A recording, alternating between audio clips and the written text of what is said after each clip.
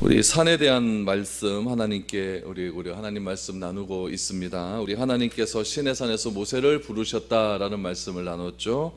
또 부르신 모세를 광야 40년의 삶들 가운데 함께 하시고 느보산으로 이끄셨다라고 하는 말씀도 나눴습니다.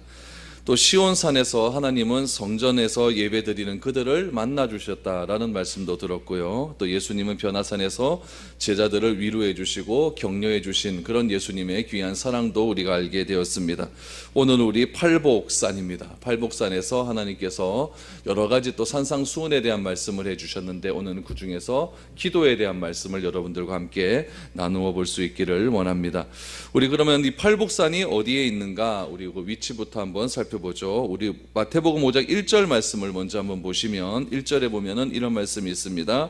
예수께서 무리를 보시고 산에 올라가 앉으시니 제자들이 나아온지라 라고 말하죠.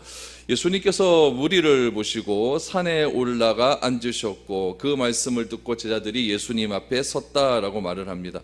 팔복산은 어디에 위치하고 있냐면 갈릴리 바다는 우리 세 등분으로 나눕니다.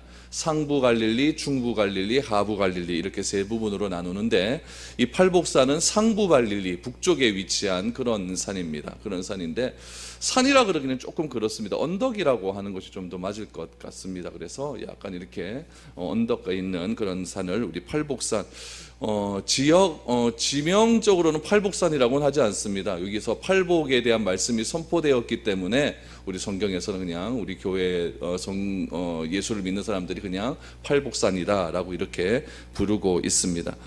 이곳에 보니까 예수님이 말씀하신 대상이 12제자가 제자들이 나와왔다라고 이렇게 나와 있고 얼마나 많은 사람들이 모였냐면은 우리 7장 28절 말씀을 한번 보시면 예수께서 이 말씀을 마치심에 무리들이 그의 가르침에 놀랐다라고 하지 않습니까? 무리들이라고 표현한 것으로 보아서 수많은 사람들이 모였다라는 것을 알 수가 있죠. 마태복음 5장 1절에서 무리를 보시고 산에 올라가 앉으셨고 그때 앉으셨을 때 제자들이 나왔다라고 말씀을 하셨고 또 그곳에 모인 많은 사람들이 또 예수님의 말씀을 다 들은 뒤에 그 아침에 놀랐다라고 하는 그런 말씀도 소개되고 있습니다. 그래서 이 산상수훈에 나오는 이 말씀, 수훈을 말씀하신 이 산, 팔복산에 대해서 우리가 조금 알고 우리 산상수훈에 대한 배경을 조금 이해하면은 우리가 조금 이 말씀을 이해하는데 큰 도움이 될 줄로 압니다. 무리라고 했으니까요. 학자들은 이 무리를 어느 정도 보냐면은 오병이어의 기적을 베풀었을 때에 있었던 그 이상의 사람들이라고 봅니다. 오병이어에 그러면 한 5천 명쯤 남자만 모였다고 하는데 실질적으로 한 2만 명의 사람이 모였다라고 우리가 생각하지 않습니까? 그 정도의 사람이 모인 거예요. 여러분 말이 2만 명이죠. 얼마나 많은 사람이 모였겠습니까? 어디에 모였냐면 갈릴리 바다 그 북쪽 주변에 언덕바지에 사람들이 그렇게 많이 몰렸다라는 이야기죠. 1절에서 예수님이 산에 올라갔다라고 말씀을 하셨는데 이 산이라고 하는 것은 무엇이냐면은 이렇게 생각하시면 됩니다. 갈릴리 바다가 지표면에서 마이너스 200m 밑에 있습니다. 그러니까 푹 꺼져 있죠. 그러니까 이렇게 지금 무슨 그릇처럼 이렇게 되어 있는 거예요. 요 밑에서 보면은 이 위쪽이 어떻게 보이냐면 큰 언덕처럼 보일 것 아닙니까?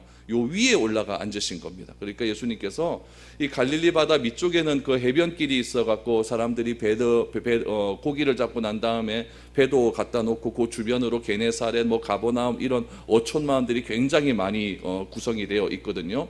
그 구성된 마을에서 이렇게 올라가야 되잖아요. 바다가 있으니까 이렇게 올라갑니다. 요 올라가는 요 위치에 지금 예수님께서 올라가 앉으셨다라는 이야기입니다. 그러니까 엄밀한 의미에서 보면은 갈릴리 바다가 지표면에서 마이너스 200m 밑에 있으니까 예수님께서 올라간 장소는 어떻게 보면은 0m죠, 그렇죠? 0이죠, 제로에 가깝죠, 그렇죠? 제로에 가까운 그곳이 갈릴리 바다 밑에서 보았을 때 언덕처럼 산처럼 보였다라고 이렇게 생각을 하시면 좋을 것 같습니다. 그래서 언덕처럼 깊이 패인 곳에 위치했기 때문에 그 해변에는 우리 갈릴리 바다의 중요한 도시 7개의 도시가 위치해 있고 그 7개 도시를 중심으로 해서 어촌 마을들이 많이 이렇게 구성이 되어 있습니다. 해가 지면서 밤 그물을 치러 나가는 배가 팔복산 주변에 있는 그런 어촌 마을들로 많이 들어올 그때쯤이었습니다. 그때가 언제냐면은 오후 한 5시 경으로 보시면 됩니다. 왜 오후 5시가 중요하냐면은 이렇게 해서 중요하죠. 바람이 그때가 되면 어떻게 부냐면은 북서쪽에서 이게 북서풍 바람이 이렇게 아래로 내려오게 되죠. 그러면 북쪽에서는 뭐가 있냐면 지중해가 있거든요. 지중해가 있고 서쪽에는 지중해 있고 북쪽에는 그런 또 헐몬산이라는 그런 것들이 있으니까 북서쪽에서 바람이 이렇게 잔잔하게 불어옵니다. 그거는 매일같이 그렇게 불어와요. 저녁이 오후쯤 되면은 북서풍이 이렇게 많이 불어오게 되는데 그때 예수님께서 말씀을 가르치시기를 시작하는 거예요. 왜냐하면은 예수님의 그때 말씀을 가르칠 때 사람들이 무리가 모였다고 하니까, 그러면 그때 당시에 무슨 마이크가 있겠습니까? 뭐 예수님이 목소리가 크셨겠습니까? 성경에 보면 예수님의 외형 자체는 이렇게 덩치가 크신 분이 아니라 굉장히 왜소하신 그런 분으로 묘사가 되어 있거든요. 그렇기 때문에 목소리도 그렇게 크신 분이 아니었습니다. 그런데 예수님께서 조용하지만은 그런 힘 있는 말씀으로 말씀 한마디 한마디를 하실 때마다 북서풍에서 불어오는 바람을 타고 그 음성이 이렇게 들렸다는 이야기예요. 아주 조용한 분위기에서 북서풍에서 오는 그런 바람을 타고 예수님의 음성이 그렇게 점점 퍼져나가기를 시작을 합니다. 그래서 이 팔복산은 어떤 것과 비슷하냐면은 원형극장과 비슷한 거예요. 원형극장. 이스라엘에도 가보면은 지중해 근안에 보면 원형극장이 있는데 그 원형극장에 서서 이렇게 목소리를 크게 불다 보면은 목소리가 바람을 타고요. 굉장히 많이 퍼져가는 것을 보게 됩니다. 여기서 이렇게 퍼져나가면 원형극장의 이쪽에는 그 사람들 무대가 있으니까 굉장히 그 담벼락이 높이 쌓여 있을 것 아닙니까? 그 담을 받고 다시 이렇게 음성이 들려오게 되는 거죠. 그래서 거기서 노래를 하거나 거기서 무슨 말을 할 때 보면은 음성이 굉장히 크게 들리는 그런 효과가 있다는 이야기죠. 오늘 본문 말씀 속에서도 예수님이 그렇게 사람이 많이 모인 그런 현장 속에서 조그마한 목소리로 힘 있는 목소리로 말씀을 하셨을 때 어떻게 저 끝에 있는 사람까지 그 목소리가 다 들릴 수 있을까라고 생각이 되지만은 그때 예수님께서 자연지형을 잘 이용하셔서 바람을 타고 예수님의 목소리가 그까지 들리게 되었다라고 이렇게 생각을 하시면 좋을 것 같습니다. 그럴 때 예수님께서 어떤 마음으로 설교를 하셨느냐, 그 시절은 굉장히 가난한 사람들이 많이 있었던 그런 시절이었거든요. 굉장히 가난한 사람들이 많았고 또 한 끼 먹을 그런 양식도 굉장히 힘들게 먹는 그런 시절 속에서 예수님께서 그런 사람과 동일한 마음으로 말씀을 하시는 거예요. 제일 처음 하신 말씀이 무엇이었습니까? 심령이 가난한 자는 복이 있다라고 말씀을 하시지 않습니까? 가난한 사람들에게 육적인 가난함과 나의 환경적인 가난함이 있지만 그런 가난함에 억눌려 있지 말고 우리 마음속에 진정한 심령 속의 가난함으로 하나님을 받아들이는 자는 참된 복이 있을 것이다 라고 하는 진정한 복에 대한 설명을 하시면서 오늘 본문 말씀에서 이제 기도에 대한 말씀을 해 주시고 있습니다. 오늘 이 기도에 대한 말씀을 해 주시는데 어떤 기도에 대한 말씀이냐면은 누구와 비교를 하는 기도예요. 이렇게 하지 말아라 라고 하는 기도입니다. 이렇게 해라 라고 하는 기도가 아니라 어떤 대상을 보고 요거는 잘못되었으니까 이렇게 하지 말고 이렇게 해라 라고 하는 기도의 내용들이 5절부터 8절까지 그렇게 나와 있습니다. 그렇다면은 이 예수님께서 무리를 보시고 기도에 대한 말씀을 해주시는데 그 무리들에게 이렇게 기도하지 말라라고 하는 비교의 대상이 누구겠느냐? 그 사람은 누구였냐면은 유대인들이었다는 이야기예요. 유대인들이 하는 기도의 내용이 굉장히 잘못되었다는 이야기죠. 기도의 내용도 잘못되고 기도의 형식도 잘못되고 기도의 방법도 다 잘못되었다는 이야기예요. 그렇게 기도하지 말고 앞으로는 내가 가르쳐 주신 대로 그렇게 기도를 해라 라고 말씀을 하고 있습니다. 그렇다면은 유대인들의 기도는 어떤 기도가 있는가? 오늘 본문에 보면 한 3가지로 그 기도를 정리할 수가 있습니다. 첫 번째로 유대인은 어떤 기도를 했냐? 성전에서 하는 기도를 했습니다. 성전에서 하는 기도.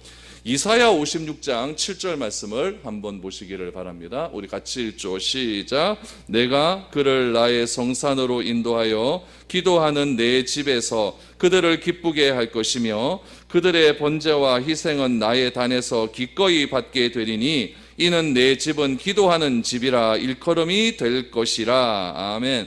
여기서 만민이 기도하는 집, 내 집은 기도하는 집이라, 이 기도하는 집이 어디라고 말합니까? 성전이다 라고 말씀을 하고 있어요. 그래서 구약시대 때의 성전은 뭐 하는 곳이다? 기도하는 곳이다 라는 것을 알 수가 있습니다. 그래서 과거의 구약시대 때 유대인들은 아무 데서나 기도하지 않았다는 거죠. 어디에서 기도했다? 성전에서 기도했다라고 하는 겁니다. 하나님의 성전은 기도하는 집이었기 때문에 유대인들은 성전에 가서 기도하기를 즐겨했습니다. 그래서 시편 말씀에도 보면은 성전에서 올라가는 기도, 성전에 올라가는 기도라는 기도가 나오지 않습니까? 그건 뭐냐면은 그만큼 하나님의 성전에 가서 기도하고 찬양하고 내 죄를 씻김을 경험하는 그 시간이 기쁘고 즐거웠다는 것을 의미하고 있는 것이죠.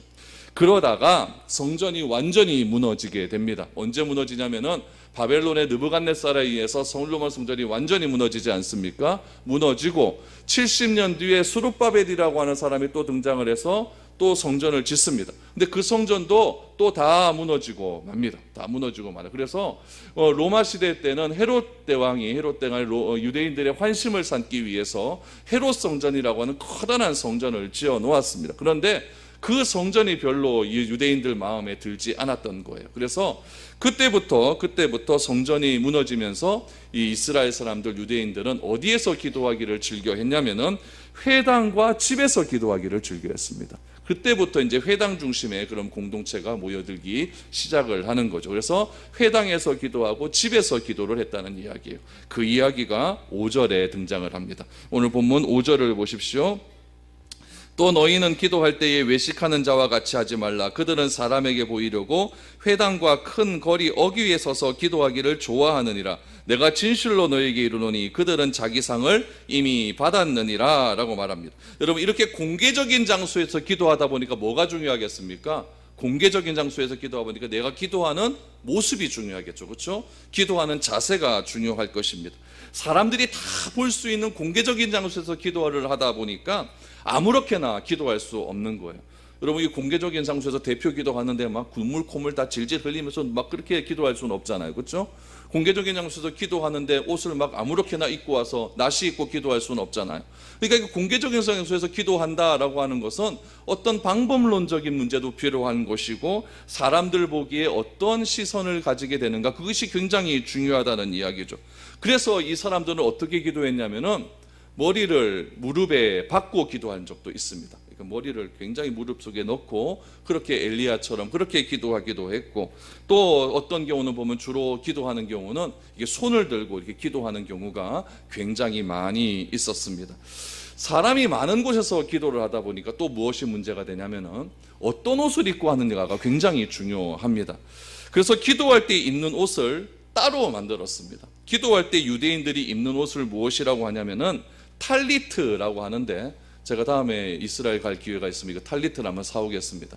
이 탈리트라고 하는데, 탈리트가 어떻게 생겼냐면 제가 사진을 하나 보여드릴게요. 가로 1.5m, 세로 0.6m 정도 되는 그런 보자기와 같은 그런 것이 탈리트라고 하는 저런 기도의 옷입니다. 저거는 주로 무명이나 모로 만드는 옷이죠. 유대인들은 기도할 때마다 이 탈리트를 뒤집어 쓰고 기도를 합니다. 그럼 왜 이 탈리트를 뒤집어 쓰고 기도하느냐? 민수기 15장에 보면 이 옷에 대한 이야기가 나와 있기 때문에 그렇다는 이야기예요. 여러분, 탈리트를 가만히 보시면은 그 탈리트 끝에 보면은 이렇게 줄줄 내려와 있는 거 있죠, 그렇죠? 그걸 무엇이라고 하면 옷술이라고 이야기합니다. 옷술이라고 이야기하는데 이 옷술을 찌찌드라고 이야기합니다. 또 넘겨보시죠. 저게 찌찌드예요. 찌찌드라고 하는데 색깔이 무슨 색깔이에요? 파란색하고 흰색이죠. 그래서 탈리트가 있고 탈리트 끝에는 꼭 옷술이 있어야 됩니다.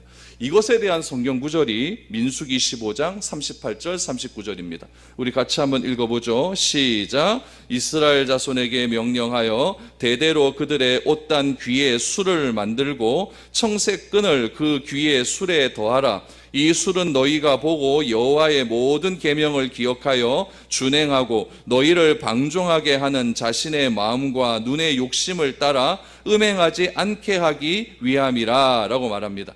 여러분, 이 탈리트라고 하는 옷을 입고 찌찌드라고 하는 옷술을 단 이유가 여기서 분명하게 나옵니다. 이 술은 너희가 보고 여호와의 모든 계명을 기억하기 위해서 이렇게 했다라고 말을 하고 있죠. 그런데 이 옷술은 여러분 그냥 만드는 게 아닙니다. 여러분, 찌찌드 다시 한번 보여주세요. 찌찌드 다시 한번 보여주세요. 찌찌드를 보면은, 이 찌찌드 좀 자세히 안 보이겠지만 이 매듭이 있잖아요. 천에 이거 탈리트하고 맺는 매듭은 반드시 몇 번 묶어야 되냐면은 5번을 묶어야 됩니다. 5번을 묶고 저 가락은 8가락이에요. 이게 굉장히 이제 예수님 하나님은 뭘만 만들냐면은 요 옷술만 만들어라 그랬는데 이거를 그럼 어떻게 만들어야 거룩해질 수 있느냐? 이제 유대인들이 막 생각을 하는 거죠. 생각을 해서 막 탈무드 그런 데 보면 이렇게 나와요. 그래서 저게 5묶음과 8가락으로 나온다는 이야기죠. 그러면은 5묶음과 8가락을 더하면은 몇 개가 됩니까? 5 더하기 8 하니까 13이 되는 거죠. 13이 되는 것이고, 여러분 옷을 뭐라고 되는 것이고, 이 찌찌드라고 하는 저 옷술, 저 찌찌드라고 하는 것을 여러분 히브리어로 보면, 히브리어에는 여러분 다 알파벳마다 숫자가 있다라고 그때 말씀을 드리지 않았습니까? 요 찌찌드를 히브리어 숫자 개념으로 더하면 뭐가 되냐면 딱 600이 나옵니다. 그러면은 600에다가 13을 더하면 모두 몇 개가 되는 거예요? 613이 돼요. 여러분 이 613이라는 숫자가 여러분 좀 중요한 숫자입니다. 왜 중요하냐면은 구약에 있는 율법의 숫자가 613개이기 때문에 그래요. 그런데 저 찌찌드의 색깔이 몇 개냐면은 파란색과 흰색이 있지 않습니까? 파란색은 여러분 하지 말라고 하는 율법의 숫자를 의미해요. 365개.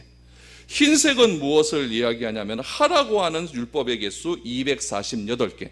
그러면은 저 찌찌드 자체가 모두 몇 개가 달려져 있냐면은 613개의 그런 숫자가 되었다는 이야기예요.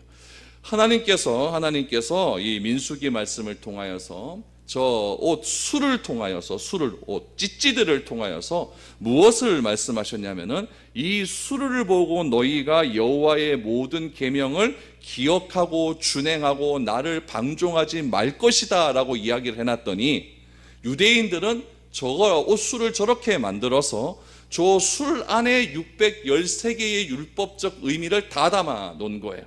그러면은 이스라엘 사람들이 기도할 때에 옷 탈리트를 걸치고 그 다음에 찌찌들을 달면은 내가 걸친 이 옷 자체가 무엇이 되냐면은 율법 전체가 내 몸을 감싸는 것이 되는 거예요. 이것이 여러분 유대인들이 기도하는 의복의 모습이었다는 이야기예요. 그러니까 여러분 굉장히 복잡한데 얘네들은 이런 의식을 가지고 그렇게 기도를 했다라는 이야기예요. 문지방에다가 율법을 기억하고 이마에다가 율법을 기억하고 여기 손목 미간에다가 율법을 기억하라고 말하지 않습니까? 실제로 유대인들을 보면은 여기에다 막 끈을 막 감고 다녀요. 이게 뭐냐면 율법이 기록되어 있다는 이야기죠. 실제로 그렇게 이야기하고, 정통 유대인들은 저런 데 가보면은 까만 양복을 입고 탈리트를 쓰고 계속 율법을 이렇게 읊조리는 그런 이야기들, 그 유대인들을 굉장히 많이 보게 됩니다. 이게 뭐냐면은 예수님께서 싫어하는 행동이라는 이야기죠. 이렇게 하지 말라는 이야기예요. 기도할 때 이렇게 옷을 신경 쓰고 또 무엇을 신경, 그러면 어떻게 기도할 것인가, 무엇을 기도할 건가 중요할 것 아닙니까? 그럼 유대인들은 하루 종일 무엇을 위해서 기도하느냐? 이 기도하는 책을 만드는 거예요.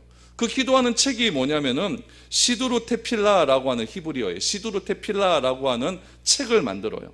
이 시두르 테필라라고 하는 이 뜻이 무슨 뜻이냐면 기도의 책이라는 얘기예요. 기도의 책. 이 시두르 테필라라고 하는 책은 어떤 내용이 담겨져 있냐면은 안식일, 우리 매주 걸치는 일주일에 한 번씩 있는 안식일, 1년에 3번 있는 절기, 또 매일 아침 저녁으로 드리는 상번제, 이런 절기 때마다 제사를 드릴 때마다 기도하는 기도의 내용이 시두르 테필라에 다 기록되어 있는 거예요.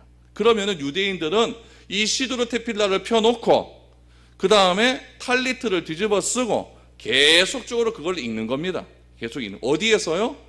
길거리에서 읽는 거죠. 길거리에서 그렇게 읽고 있다는 이야기요. 그럼 여러분 상상을 한번 해보세요. 기도복 입고 지금 이 책 테필라라고 하는 책 들고 큰 소리로 기도문을 읽는 유대인들의 모습을 한번 상상해 보십시오. 어디에서요? 장날 때요. 장날 때. 사람들 제일 많이 모이니까요. 여러분 이것이 5절 말씀의 배경입니다. 너희는 기도할 때에, 유대인들이 하는 이런 기도를 예수님은 뭐라고 표현하셨습니까? 외식이다 라고 표현을 하셨어요. 그들은 왜 그렇게 하느냐? 나는 율법의 완전한 자다. 옷 뒤집어 쓰고 난 율법의 완전한 자다. 옷술을 보면서 나는 율법에 그렇게 지정한 대로 그렇게 613가지의 율법을 다 지키고 있다라고 이렇게 얘기하고, 또 테필라라고 하는 기도문을 계속 낭독하면서 나는 그렇게 기도한다라고 말을 하고 있는 것이죠.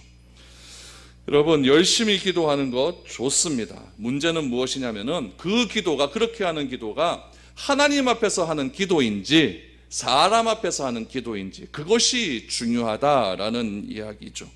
그래서 진실하게 하나님께만 기도하라고 애를 쓰지만 공중석상에서의 기도이기 때문에, 공중 사람들이 많이 모이는 장소에서 하는 그런 기도이기 때문에 때로는 기도가 형식이 되고 의식이 될 경우가 많이 있다라고 말씀을 하죠.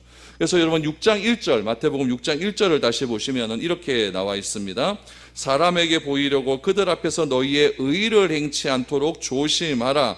그렇지 그리하지 아니하면 하늘에 계신 너희 아버지께 상을 받지 못하느니라 라고 말씀을 합니다. 그래서 사람에게 보이려고 그들 앞에서 너희의 의를 행하지 말라라고 하면서 1절부터 4절까지는 무엇에 대한 이야기를 하냐면 구제에 대한 이야기를 합니다. 구제에 대한 이야기를 하면서 구제할 때 남에게 보이려고 하지 말아라. 두 번째 의 무엇입니까? 기도에 대한 문제입니다. 너희들이 기도할 때도 사람을 보이려고 형식적으로 그렇게 기도하지 말아라 라고 말을 하고 있는 것입니다. 16절 뒤에 보면 뭐가 나옵니까? 금식할 때도 너희가 그런 식으로 기도하면, 금식하면 안 된다라고 말씀을 하고 있는 것이죠. 그래서 많은 사람들 앞에서 기도하지 말고 개인적으로 기도해라. 기도의 마음이 중요하다라는 것을 말씀해 주시고 있는 겁니다. 여러분, 사람들 앞에서 우리가 기도할 수는 있습니다. 그러나 중요한 건 무엇이냐면은 기도의 본질은 사람 앞에서 기도하는 것이 아니라 하나님께 드리는 마음의 고백임을 우리가 반드시 기억해야 된다는 겁니다. 여러분, 세상의 모든 종교들을 한번 보십시오. 세상의 모든 종교도 기도라는 것은 다 있습니다. 절에 다니는 사람들은 부처님 앞에서 1000배, 3000번째를 절하지 않습니까? 여러분 알고 있는 달마대사도 기도를 했어요. 달마대사는 벽을 보고 8년 동안 기도를 했다고 합니다. 8년 동안. 우리가 잘 아는 성천스님은 해인사에서 두 분 분철하고 몇 년을 기도했다고 합니까? 35년을 기도했다고 하면서, 그리고 35년 기도하면서 자기가 터득한 거 뭐예요? 이거 아닙니까? 문제는 그 기도의 대상이 누구인지 알아야 된다는 이야기. 기도는 우리가 하나님 앞에 서 있다라는 이야기예요. 살아계신 하나님이 내 기도를 들으신다라는 것을 알아야 된다는 거예요. 그래서 이스라엘 사람들이 회당에 가면은 강대상이 있어요. 이런 강대상이 있고, 그 강대상 앞에 보면 히브리어로 글자가 딱 써 있습니다. 어떤 글자가 써 있냐면은 내가 지금 누구 앞에 있는지 알아라. 내가 지금 누구 앞에 있는지 알아라. 기도함에 있어서 누구 앞에서 기도하고 있는지를 정확하게 해라라고 하는 그런 문구가 회당 강대상에 서 있다는 이야기입니다. 여러분, 기도는 누구에게 하는 겁니까? 사람에게 하는 것이 아니라 하늘에 계신 우리 아버지에게 하는 겁니다. 하나님은 하늘에 계신다라고 말씀하신 의미는 무엇이냐면은 온 세상에 편재하고 계시다, 온 세상에 존재한다라는 이야기죠. 그래서 하늘에 계신 우리 아버지라고 부르게 되는 거죠. 그래서 우리의 기도의 대상은 하나님이라고 하는 사실을 우리는 꼭 기억해야 됩니다. 두 번째로 무슨 기도를 말씀하셨냐면 골방에서 하는 기도라를 말씀을 하셨죠. 여러분 6절 말씀을 보시죠. 너는 기도할 때에 내 골방에 들어가 문을 닫고 은밀한 중에 계신 내 아버지께 기도하라. 은밀한 중에 보시는 내 아버지께서 갚으시리라 라고 말합니다. 어디서 기도하라 라고 말합니까? 골방에서 하라 라고 말합니다. 여기서 은밀하다, 여러분 6절에 보니까 은밀하다 라고 하는 말이 2번 나오고 골방이라고 하는 말이 1번 나옵니다. 여기서 나오는 골방이라고 하는 것은 꼭 여러분 골방만을 의미하지는 않습니다. 왜냐하면 회당에는 골방이 없습니다. 회당에는 골방이 없고 가정집에 가도 잘 골방은 없습니다. 그래서 대부분의 집에는 골방이 없기 때문에 이 골방이라고 하는 개념은 눈에 보이는 방이라고 하기보다는 눈에 보이지 않는 우리의 마음의 상태를 의미하는 것이라고 보면 됩니다. 여러분, 기도는 무엇이냐면 우리의 마음을 드리는 겁니다. 우리의 진심을 드리는 것이죠. 그래서 마음에 없이 청산유수로 기도하는 것보다는 조금 내가 더듬거리더라도 전심으로 간절하게 기도하는 것이 훨씬 낫다는 이야기입니다. 마음의 기도는 여러분 단순한 기도입니다.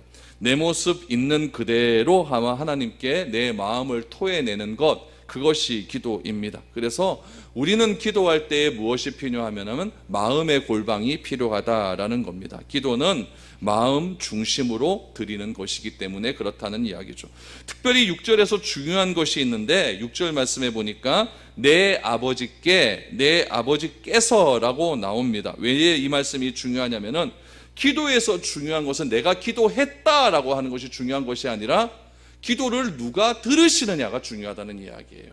그래서 기도에서 중요한 것은 내가 아니라 하나님입니다. 기도의 자체가 능력이 있는 것이 아니라 내가 기도했다라고 하는 것에 능력이 있는 것이 아니라는 거죠. 기도는 하늘의 능력을 끌어오는 영적인 스위치와도 같습니다. 능력은 오로지 누구에게 있습니까? 하나님께 있는 거예요. 그래서 6절 말씀해 보니까 내 아버지께 기도하라. 내 아버지께서 갚으시리라 라고 말하지 않습니까? 기도하는 나에게 기도의 능력의 근원이 있다는 이야기예요. 하나님께 근원이 있다는 이야기입니까? 하나님께 능력의 근원이 있다라는 이야기죠. 그래서 언제나 기도에서 중요한 것은 열심히 기도하는 나 자신을 드러내는 것보다는 응답하시는 하나님을 내가 알아가는 것이 훨씬 더 중요하다는 이야기예요. 나의 열심을 믿는 것보다 내가 얼마나 기도했는지, 내가 몇 시간 기도했는지가 중요한 것이 아니라 기도의 대상이신 하나님을 내가 얼마나 바로 알고 그분의 뜻에 맞게 기도하는가, 이것이 훨씬 더 중요한 거예요. 그래서 어떤 교회에서는요, 제가 진짜 설교를 들었어요. 아주 보수적인 교회인데 기도부터 하지 말라 그래요. 제일 먼저 시키는 것이 뭐냐면 성경 말씀부터 가르칩니다. 성경 말씀부터 가르쳐서 성경에서 말하고 있는 기도의 본질이 무엇인지 먼저 가르쳐주는 거예요. 그 다음에 기도의 본질대로 기도하는 거예요. 기도의 대상이신 하나님이 어떤 기도를 원하시는지도 모르는 상태에서 내가 그냥 떠들어 봐야 그거 기도 별로 의미가 없는 거거든요. 기도의 능력은 하나님께로부터 나옵니다. 나의 열심에 있는 것이 아니에요. 그렇기 때문에 하나님이 어떤 기도를 기뻐하시고 어떤 기도를 응답하시는지 그것을 내가 성경적으로 잘 알아가는 것이 훨씬 더 중요하다는 이야기예요. 그래서 6절에도 보니까 내 아버지께서 갚으시리라. 내 아버지께서 갚으시리라. 그럼 어떻게 갚으시느냐? 이사야 65장 24절 말씀해 보니까 이렇게 갚으신다고 말합니다. 같이 읽어보죠. 시작. 그들이 부르기 전에 내가 응답하겠고 그들의 말이 마치기 전에 내가 들으리라. 아멘. 하나님은 좋으신 하나님이에요. 내가 바른 마음으로, 바른 자세를 가지고 성경적인 마음으로 성경적인 기도를 하나님께 드리기만 하면 그들이 부르기도 전에 내가 응답하겠고 그들이 말이 마치기 전에 내가 다 응답해 주겠다. 내가 들으리라 라고 말씀하고 있다는 이야기죠. 그러므로 하나님, 우리의 기도의 대상이신 하나님, 우리의 기도를 들어주시는 하나님은 언제나 줄 수 있는 풍성한 아버지이시고 언제나 우리에게 마음껏 주시기로 준비되어 있는 하나님 아버지이시고 기도하는 것은 우리의 일이고 응답하는 것은 누구의 일입니까? 하나님의 일이에요. 그러니까 우리는 하나님의 뜻에 맞는 성경적인 기도만 하면 됩니다. 성경적인 기도만 하면 우리가 하나님을 부르기도 전에 내가 응답하겠고 내 기도의 말이 마치기도 전에 내가 들으리라 라고 말씀하신 그 하나님의 말씀을 우리가 잘 기억해야 된다는 겁니다. 이렇게 기도할 때 조심해야 될 것이 하나 있습니다. 그것은 무엇이냐면은 영적인 흥분 상태에 빠지는 거예요. 요즘 대다수 집회에 가보면은 무엇을 어떻게 기도의 분위기를 잡냐면은 악기를 가지고 기도의 분위기를 잡습니다.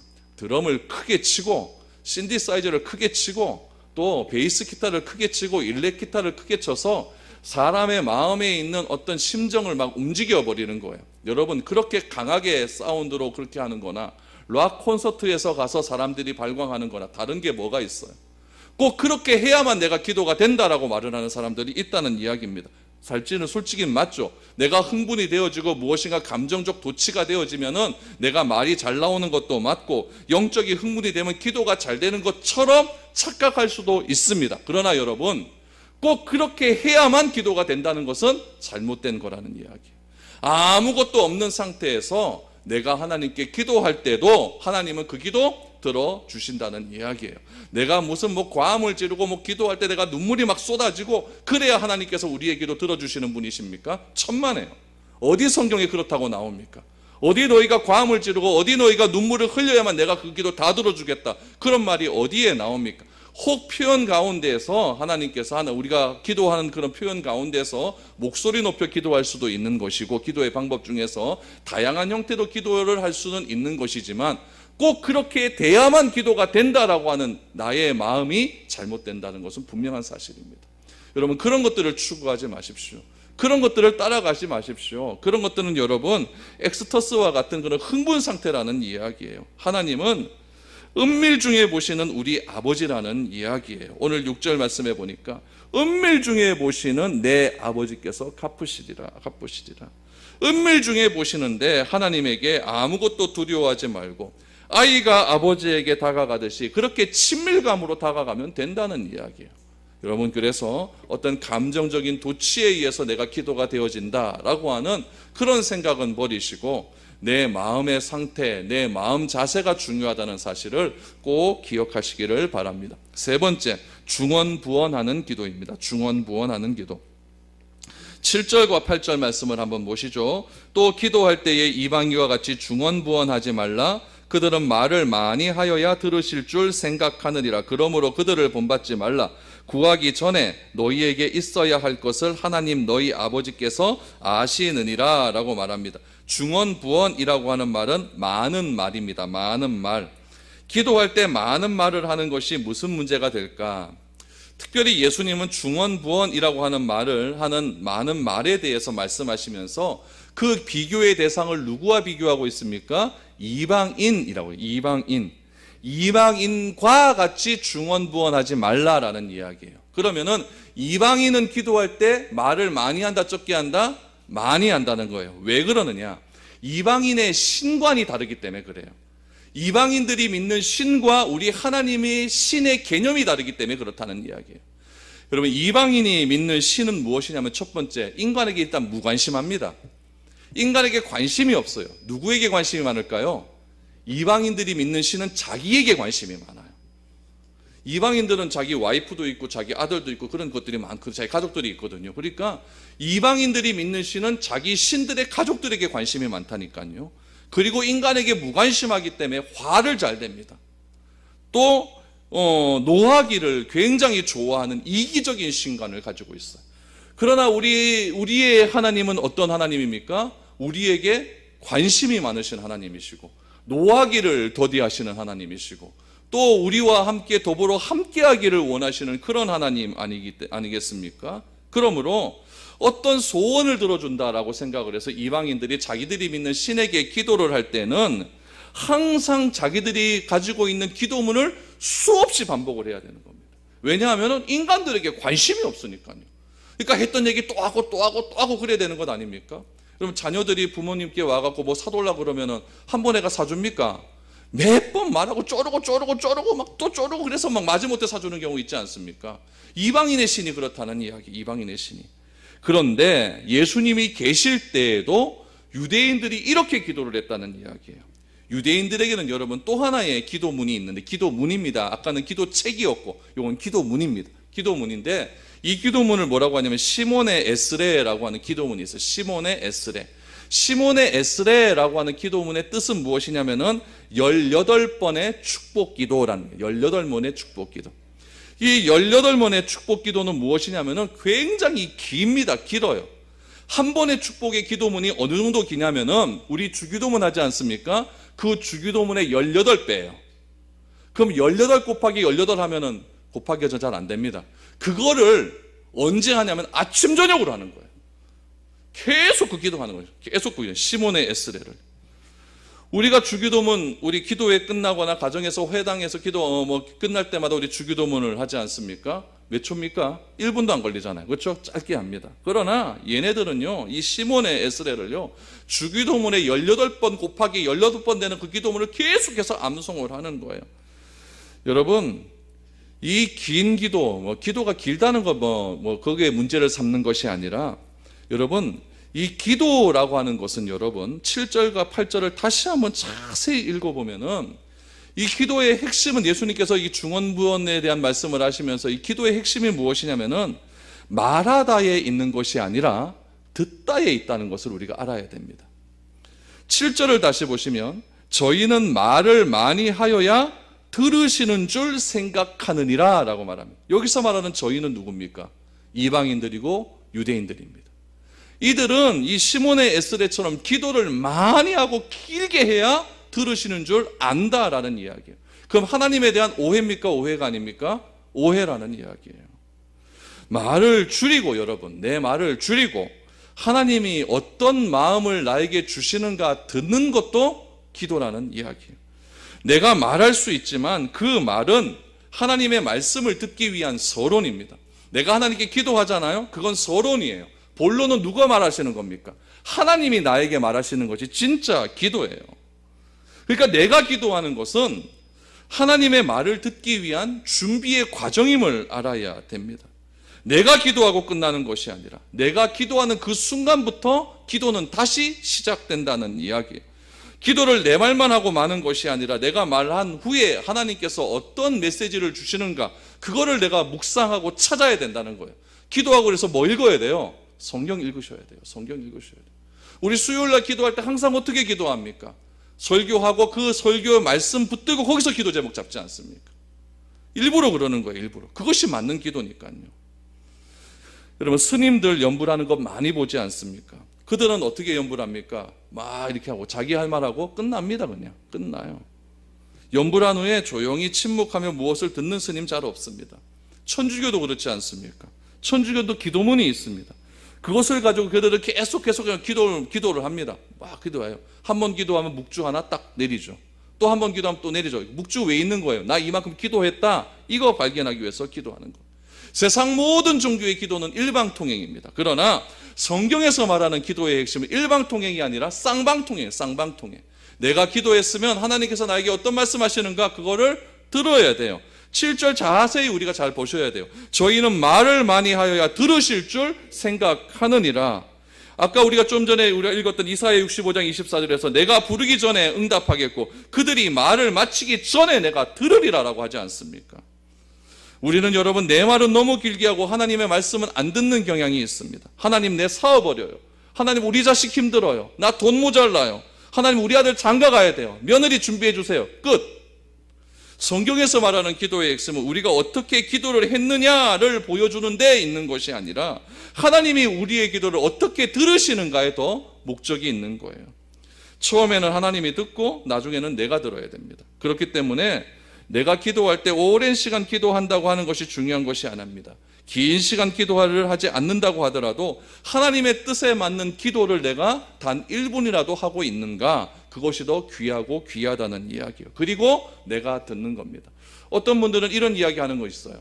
난 5분만 기도하면 기도할 것이 없습니다. 이렇게 말하시는 분이 있어요. 그럼 뭐 하면 됩니까? 주기도문 해오십시오. 주기도문. 주기도문은 하나님께서 우리에게 말씀하신 기도의 본질입니다. 핵심입니다. 그거대로 기도하십시오. 그거대로 기도하십시오. 그러므로 우리가 하나님 앞에서 바른 기도를 해야 되는 이유는 여러분 3가지 이유가 있습니다. 첫 번째는 무엇이냐면은 나의 것을 버리기 위한 기도를 해야 돼요. 나의 것을 버리기 위해서 우리는 기도를 해야 됩니다. 이전에는 내가 필요한 것들 기도했지만은 이제는 나의 욕심과 욕망을 버리기 위한 기도가 참된 기도입니다. 두 번째, 하나님이 누구신지 알 수 있는 기도를 하십시오. 하나님이 누구신지는 어디에 나옵니까? 성경에 나옵니다. 그래서 성경 읽기 전에 기도하십시오. 하나님 말씀을 통하여서 하나님 말씀 가운데 나타나신 하나님이 과연 어떤 존재로 나에게 나타나는지 그것을 알려달라고 기도하십시오. 성경을 썼을 때 능력으로 성령의 감동으로 쓴 그 성령 하나님은 오늘날 이 시간에도 동일하게 존재함을 믿으셔야 됩니다. 그 하나님이 그때만 존재하고 지금은 존재 안 한다, 지금은 역사 안 한다, 그거 아니에요. 그때 성경의 저자들에게 감동을 주셨던 그 성령님은 성경을 읽는 오늘 우리들에게도 동일하게 역사하고 있다는 이야기예요. 그거를 믿으시고 하나님께 간절히 기도해야 된다는 이야기예요. 하나님이 어떤 분이신지 어떤 기도를 원하는지 우리가 알지 못한다고 한다면 우리가 드리는 기도가 혹 잘못될 수 있다는 이야기입니다. 세 번째는 무엇입니까? 우리의 죄를 토해내며 내 삶 속에 성령 충만을 위해 기도하십시오. 여러분, 우리 안에 있는 은혜는요 절대 지속적이지 않습니다. 내가 한번 은혜 확 받을 수가 있어요. 그런데 그 은혜가 평생 갑니까? 아니에요. 그 은혜요, 여러분, 한 일주일 가면 다 없습니다. 일주일도 길죠.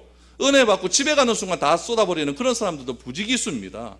여러분, 내가 받은 은혜, 내가 받은 하나님의 충만함은 여러분 지속적이지 않다는 이야기요. 그러므로 은혜가 고갈되어지면은 사탄이 틈을 타서 우리를 하여금 자꾸 육체의 정욕으로 우리를 지배하게 된다는 이야기예요. 그래서 우리가 해야 할 일은 항상 내 마음속에 하나님으로 충만해질 수 있도록 기도할 필요가 있다는 이야기예요. 기도는 여러분 장소가 중요한 것이 아니고 시간도 중요한 것이 아닙니다.